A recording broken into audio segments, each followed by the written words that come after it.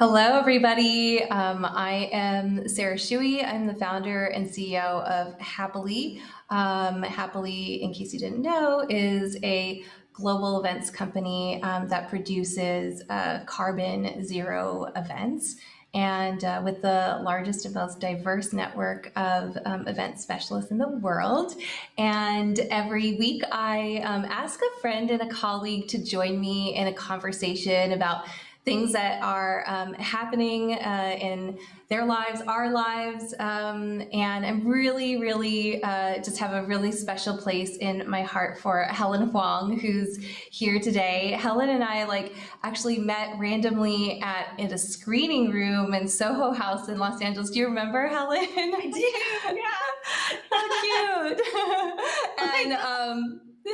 right, and I was working at TED back in the day, and they sent me to this thing, and everyone was much more important than me. I had to say that was when people didn't know what TED was, and and I sat next to you, and I sat next to Helen, and she was just so nice and just listened to what I had to say about my thoughts about the screening that we just saw and what I was doing with, she was interested in me and my life and my business. And it was just so different than the conversations that you usually have at one of these entertainment industry things.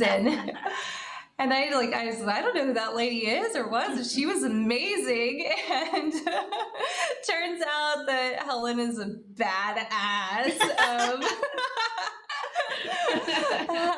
And Helen sent me, I would ask everyone for their bios because it's so funny because I'm friends first with most people that I bring up. And I was like, wow, man, Helen, your bio is really impressive. Just and so as I gave you titles of I really think that Helen is a trailblazer, and in such really important ways that kind of ties into social justice, and it's really exciting to be able to be in conversation with you or in and around you. Helen was the first Asian American, female or male, right? Or first female Asian American executive in acquisitions for a studio network for Showtime, where she acquired over 1,500 pieces of content, which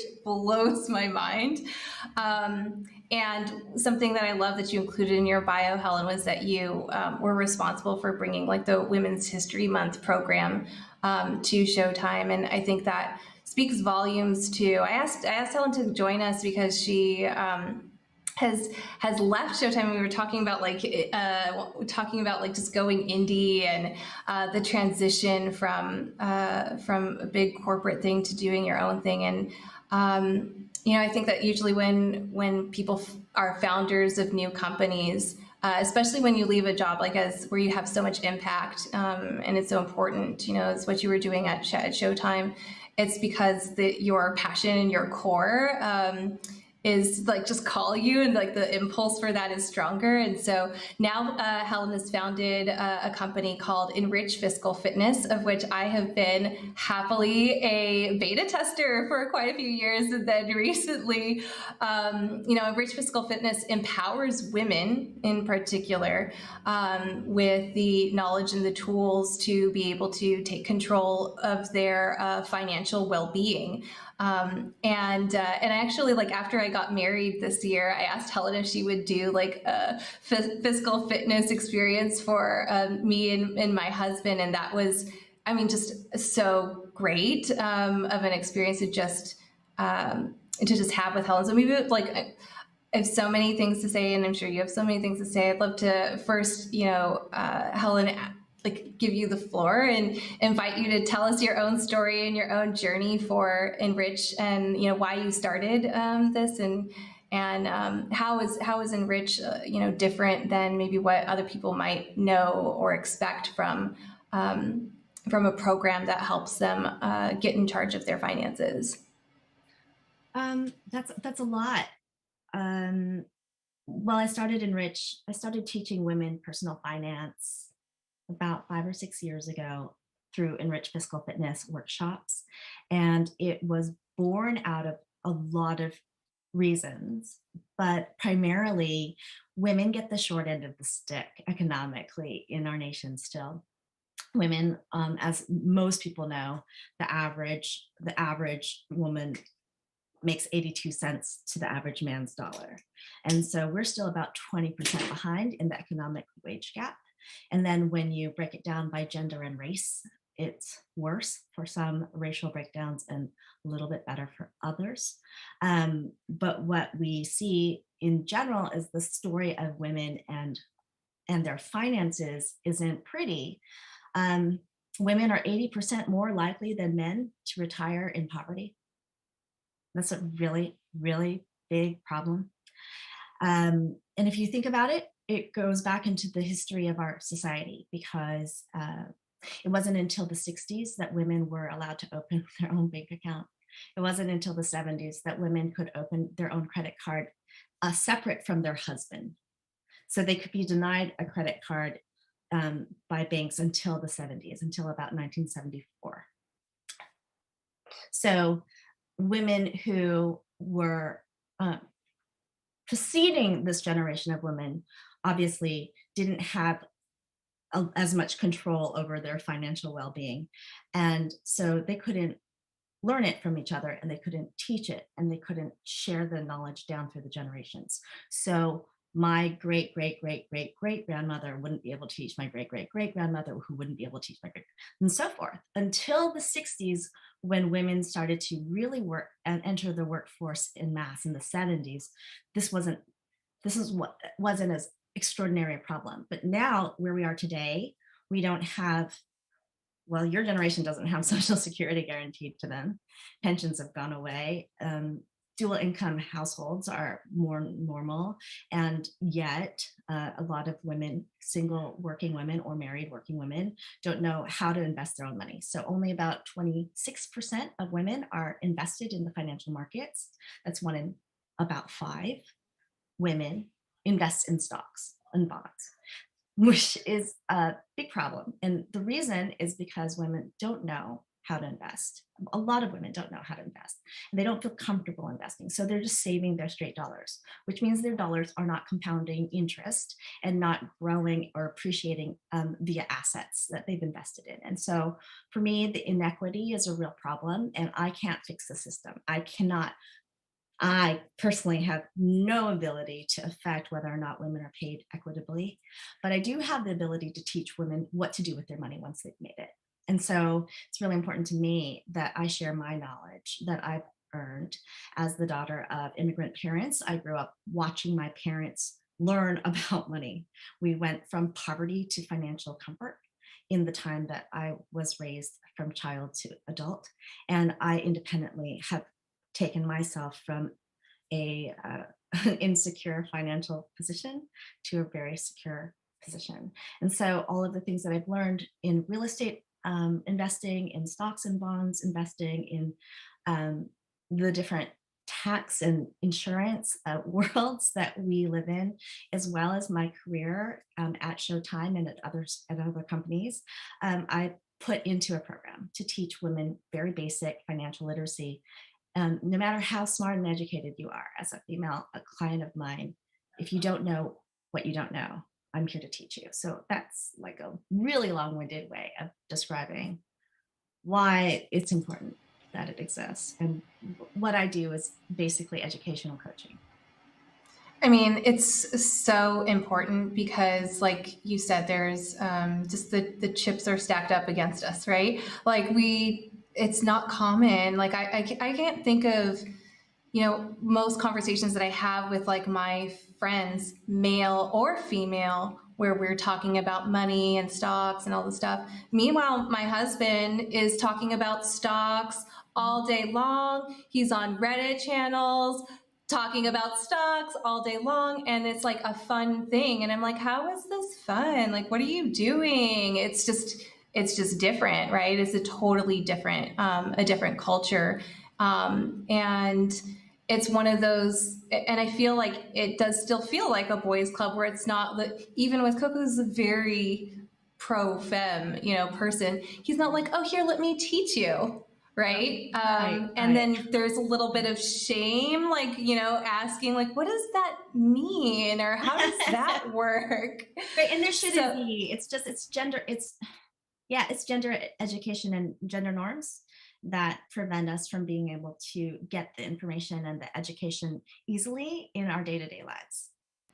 And that's why I really loved the idea when you first told me about Enrich. I was like, oh, that's fantastic. And I can just do it with other women, where it's like, it just feels like a safer place. And it's also like, it's just great to share information, with other women and be in a community. I mean, all the women that I've met through you are just delightful, like super ambitious, like unique individuals. And everyone's was so interesting was that like being with other women and just like the camaraderie of the experience. We learned more about just you. It's just so funny how you learn so much about people's decision making, within their life and their personalities in such a deeper way by the way that they have their relationship, to their finances. And I think it's really a powerful experience. And do you do things like still with just with like groups of women, or are you doing them like more like one-on-one coaching? How has that evolved? It's really evolved. It started out constructed pre-pandemic. It started out constructed as an in-home groups of friends experience. So one friend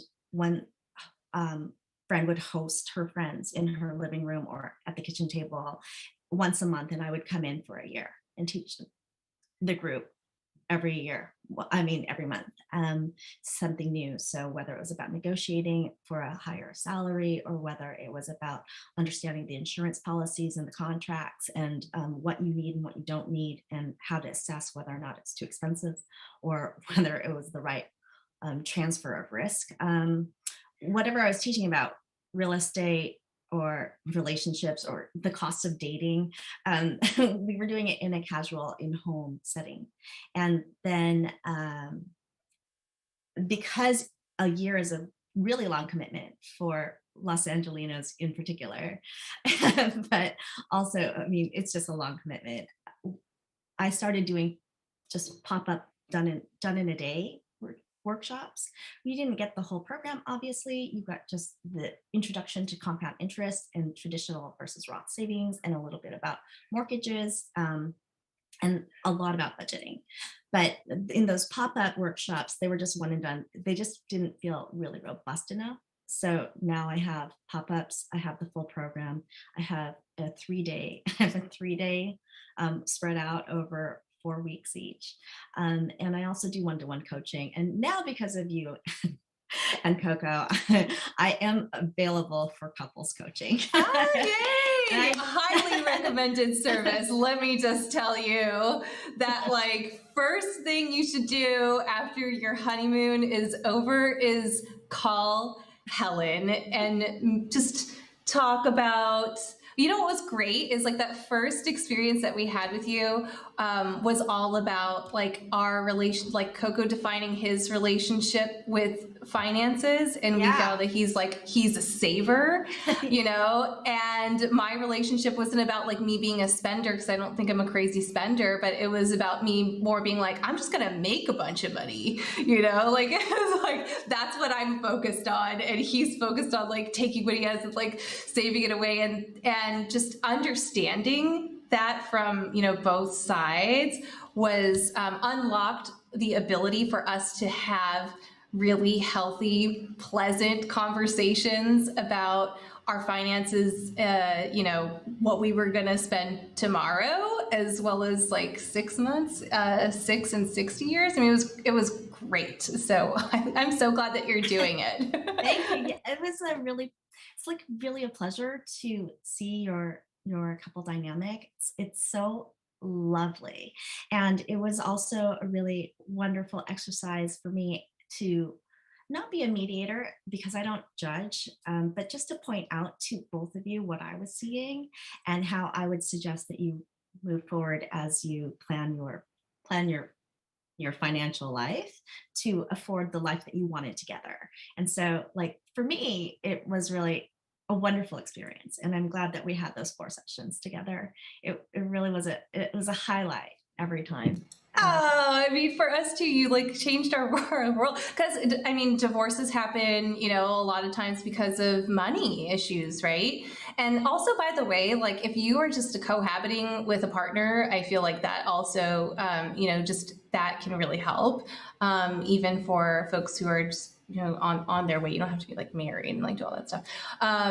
But yeah, and it's you know, Coco and I moved to Taiwan, and I found out that you're from Taiwan, right? I And mean, I'm Taiwanese ethnically in some part of me.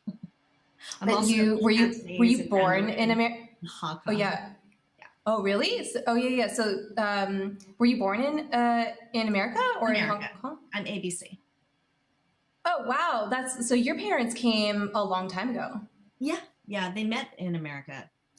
So they immigrated as differently at different times as students, and then they met because my mom's sister was dating my dad's best friend, Oh and my so gosh, that's they met over mahjong. oh my gosh, that's adorable.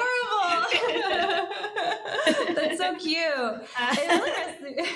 It really resonated with me when you said earlier that, you know, you came from, you learned about finance by watching your immigrant parents, like, you know, move up. And, you know, my dad is white. He's from West Virginia. My mom is Korean, and she immigrated from Korea when she was 15. And they were not wealthy at all, you know? And so I remember like I had to, like I was like, can I please learn how to balance the bank statements and write checks at like the age of 7, because I just saw the stress and the pressure, you know, of money in our family. And you know, I tell this often, but like when I decided to start my own business, my mom was like very upset. She was like, no, go be an executive. She wanted me to be you, because I was actually because I got a degree in film at SC, and I was working for Gervitz at Brillstein, and I was working for Zumas at Dimension Miramax, and so they were like, "You're on a path for." Like for just climb that studio ladder. And I was like, oh man, like that is rough. I mean, props to you for climbing that ladder. Like, holy, you must have stories like back and forth. But they were like, no, it's like so volatile, like, you know, being a founder, like your money, and like, and it has been 100%, like, you know, up and down, you know. And but I don't know. I just like I have never made because I never came from like a lot of money. I never made all my decisions about my life or decided to do things just so that I could like increase my percentage of money and my whatever, this or that, right? So There's that's also what. Oh, go ahead. Sorry. No. There's a really famous study about money and happiness. It's like super, super famous. I think it was the Pew Research Center that did it. But there's just a point in income, an annual income, that you aren't going to be made any happier if you're making more. And it's a lot lower than people think. So, I mean, adjusted for LA, the cost of living in LA, it's higher than across the US. But around the US, if your household brings in about $75,000 a year, then bringing in like $80,000, $90,000, $150,000, $200,000, that won't affect your emotional like happiness anymore. But if you start out poor or lower class and you can't afford the cost of living in your city, you can't afford to send your kids to like an activity, there is like an increase in happiness from a lower level up to that income point. But once your household income reaches that level, and in LA, it's around $95,000. It's a little bit more than that, $95,000 a year for household income. But then it's not about your emotional happiness. It doesn't affect it. It does affect your life evaluation satisfaction. The more money you make, it still has a direct incline. The more money you make, the wealthier you get, the more you're likely to think that you've had a good life. But past like a certain household income, it doesn't actually affect your happiness. So like I would say if it was meaningful to you to not be confined to a corporate construct or to be part of someone else's organization, working for the bottom line of that organization, if it was better for you emotionally to be in charge of your own business and to suffer the slings and arrows of like in the financial insecurity of entrepreneurship for a while until you got it to the point where you have it now, I think that's a better choice. It's just as challenging to be in an organization as it is to start your own business in a lot of ways. Yeah, I mean, I don't regret it, not a single day. There are days where I'm like, oh, I can't wait until I sell this company and go work for somebody else. And I like clock in my vacation hours, baby. That is like my new work goal is to like Don't have forget to vacation peel hours. off a percentage of the salary you pay yourself and invest it. Don't forget. No. I'm like 100% calling you. Like, trust me. But with happiness, I mean, look, there's like all these billionaires, right, are like giving away their money, at a certain point because it's not going to do anything else for them. And I've always, and with Coco, we had this conversation. It was like we should kind of just stay like a little bit better than where we're at, but like everything else, like out to all the nonprofits and the artists and the scientists and the academics that like are doing the really hard work that are like not recognized. Like I'm glad he's with me on that plan because it's just, just, I don't know, just feels better, I guess. Yeah, if it's your primary value to give back and make the world a better place, then giving as you go and giving as you grow is a really, really commendable method. And for other people, it's better for them to secure themselves for their futures first and then give what's excessive in their income or their wealth. But as long as you give, as long as you are giving back at some point in your life, I think it's better for you. I think it's better for every individual to be connected to their society and to their larger community and to feel the power of giving. But that doesn't always have to be financial. There are so many people who really cannot afford to be giving financially. There are so many people who really are not making enough to set aside enough to make themselves secure for their future. And so I think to acknowledge that it's really important, that it can't be an overall prescription for what 100%. what is community effort or giving or generosity of spirit. But it is really good that you do what you do. I shouldn't be making a qualifying judgment about it, but I mean, I would commend you for it. Oh, well, I've been on the board for Dublab, which is a nonprofit radio station for many years, and there were some years where I was like, I don't have any money to give to you right now, man. I'm sorry, I'm just like not there, but put me to work, and yeah, that's right. Sometimes it's honestly like more helpful than giving money, and I think that actually, one thing that's really interesting is that 90% of the people at Happily are women, and over 90% of them have listed that they are part of a nonprofit. They're actively volunteering with a nonprofit.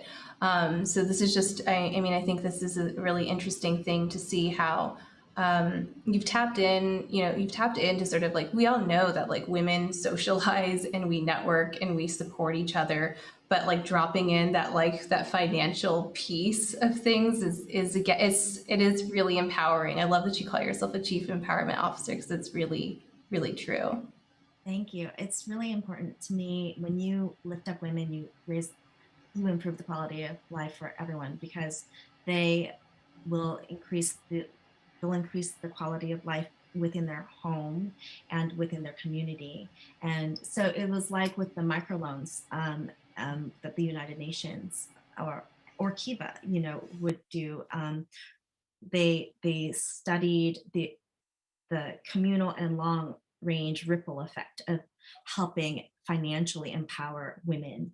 And it's I don't know the numbers, but it's impressive. I remember realizing that for every one female that I help through education, I'm actually helping like 10, 20 people down the line.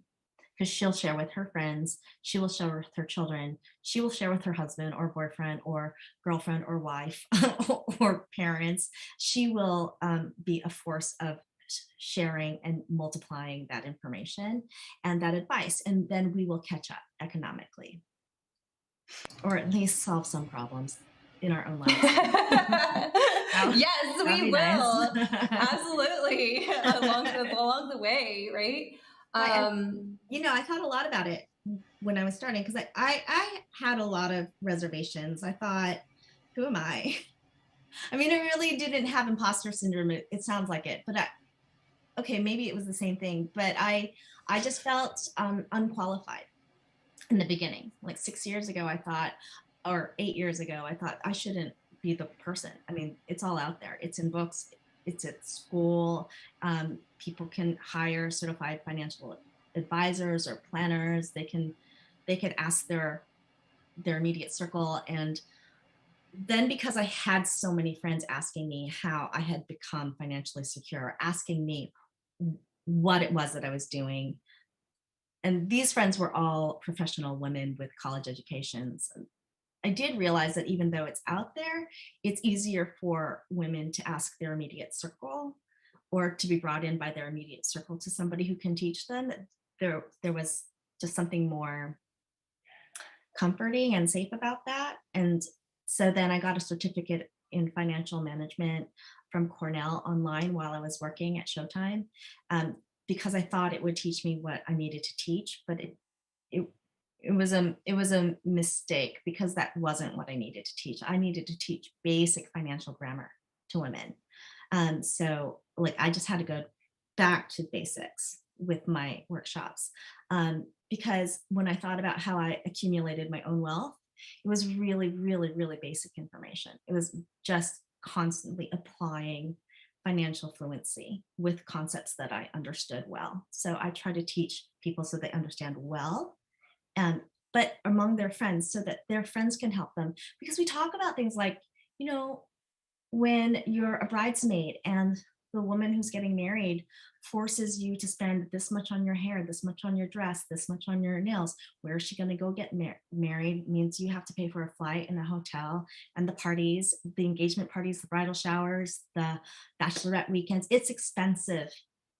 And if you have a lot of friends, it's very expensive. And if they all have destination weddings and you really want to be there, it becomes very expensive and you don't have enough vacation time. We talk about little things like that, just like that'll pop up, or we'll talk about family, or we'll talk about really, really traumatic things that affect our ability to govern our financial lives. And so that conversational style that